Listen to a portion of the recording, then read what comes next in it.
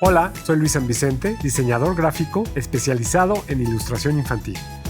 He ilustrado más de 40 libros y mis ilustraciones han sido parte de carteles, revistas, cortometrajes y se han expuesto en varios países alrededor del mundo. Mi proceso consiste en interpretar un texto, entender su necesidad visual y narrativa, hacer bocetos, dibujar con vectores y darle un acabado con textura con pinceles de Photoshop.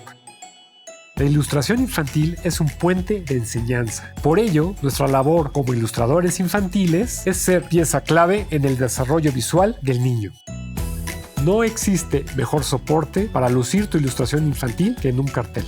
Este es una herramienta muy importante de comunicación, cuya fuerza y color pueden atraer muchas miradas de chicos y grandes.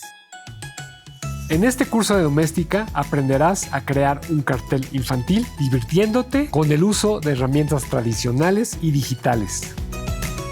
Como proyecto final, realizarás un cartel para cualquier evento, anuncio o efímere a través de una ilustración infantil.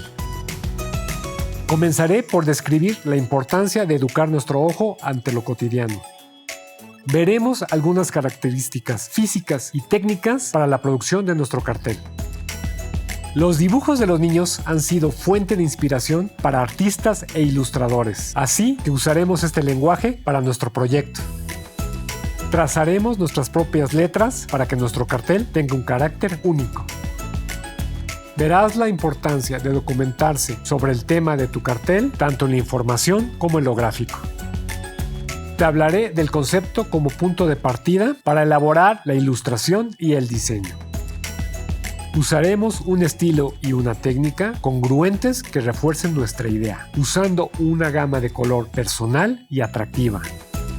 Vectorizaremos el boceto y agregaremos texturas con pinceles de Photoshop. E insertaremos textos informativos y legales considerando su tamaño y legibilidad. Al final, revisaremos los últimos detalles mediante una prueba de color para su salida a impresión. Al final de este curso sabrás diseñar y dibujar un cartel con toda la magia de la ilustración infantil. Acompáñame y descubrirás que la ilustración infantil no solo es cosa de niños.